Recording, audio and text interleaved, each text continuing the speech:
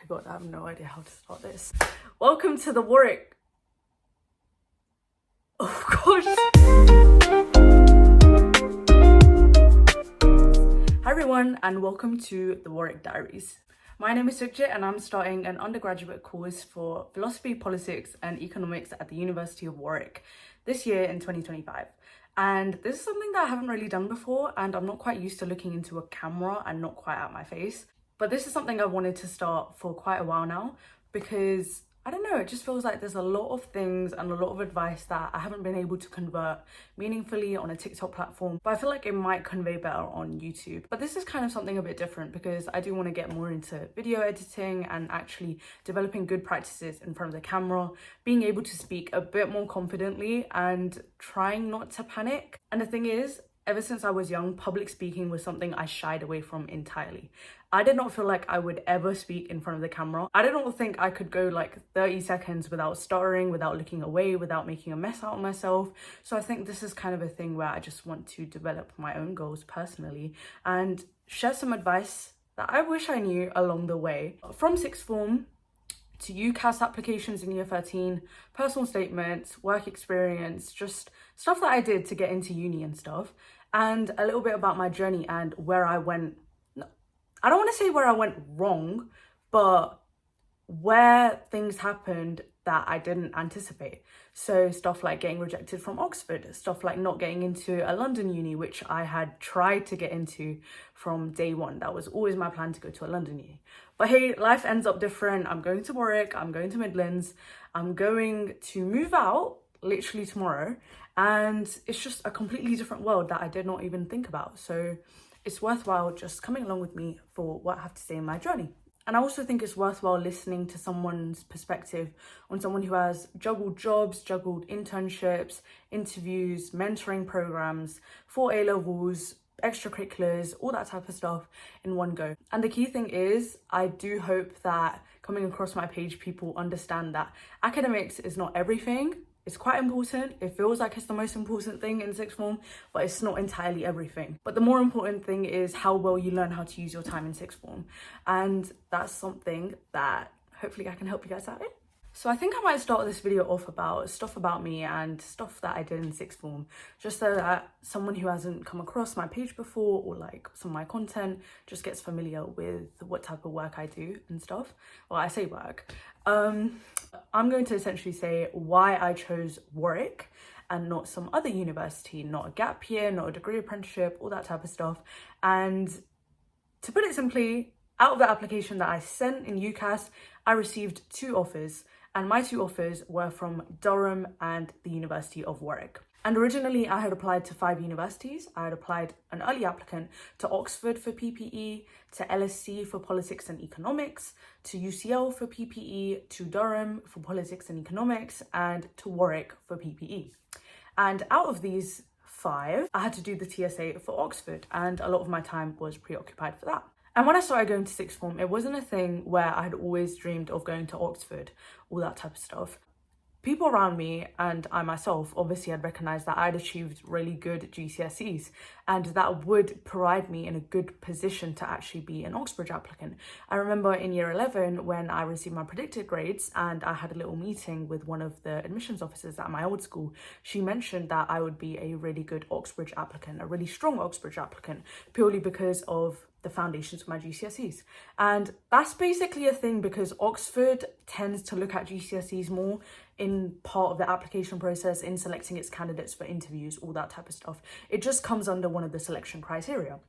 So that's where, like, I don't want to say it was an obsession, but that's where like the seed of going to Oxford was planted, if that makes sense. So then year 12 comes and I get 4 A's in my AS, and it's like, okay, I'm looking at an even stronger foundation for an application to Oxford now. And I was like, this is around the time where I started thinking about entrance exams, what course I want to apply for personal statements, and I just started digging right in.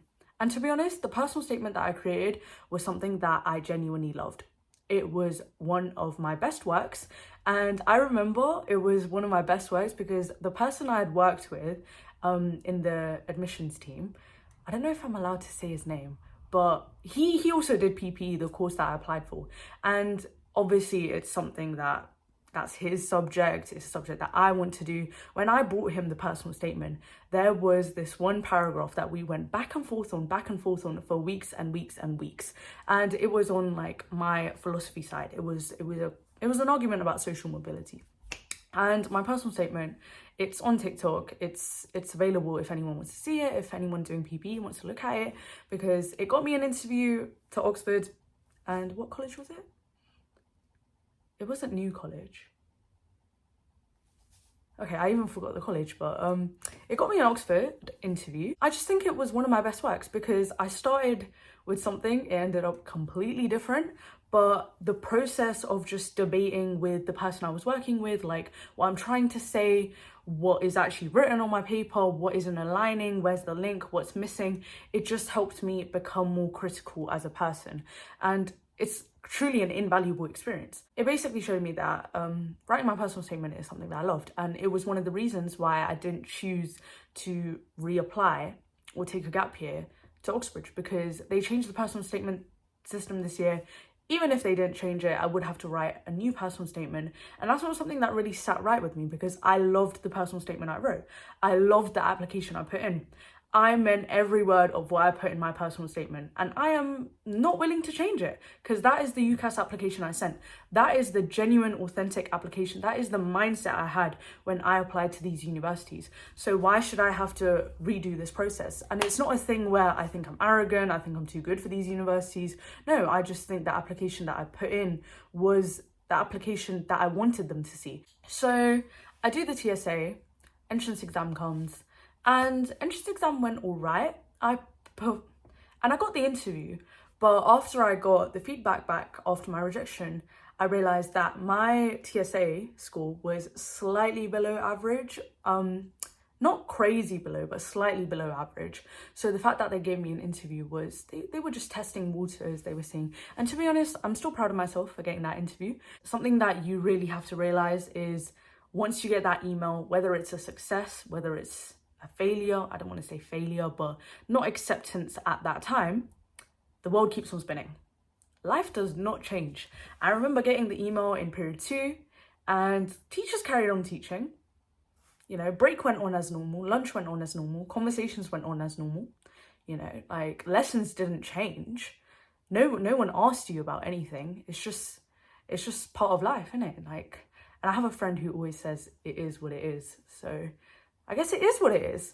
And at the end of the day, the decision to go to Warwick actually came down to the people I knew that were already going to go and the student body actually going there. I heard that its Punjabi society was amazing, it was big, it was massive, it's diverse, it's inclusive. And I'm not trying to say that Durham is not, but I just felt like I was more drawn to Warwick than Durham. So naturally I would pick Warwick over Durham. And it was actually like a really back and forth argument for me at the time because unlike other people, I only had 2 options. I only had to choose one or the other. It wasn't I have 5 offers, I don't know what to firm and ensure. It was literally one or the other. And I remember there was debates I had with my friends for days. I consulted so many people. There was even one point I was on the district line and I was talking to my friend about it, and some man comes and interjects into the conversation and is like, you'd rather be standing out in Durham and you should go to Durham, you should step out of your comfort zone, all that type of stuff. The personal decision came down to Warwick. I don't know what else I should really be saying in this. Maybe I'll leave it at that. Thanks for listening to all that, and hopefully I'll be back with another video. I'm not sure how frequent it's going to be. My friend Darren, shout out to Darren, she got me this really nice like stand thing to actually make videos on, so that's going to make it so much more simpler, because I remember when I was making TikToks and stuff, it'd always be like fumbling around to try and find a background, all that type of stuff. But this is a lot more spacey, there's a lot more things to work with, so we'll just see how it goes. And thanks for watching up until this point if you've actually watched the entire video. I really appreciate it. Thanks.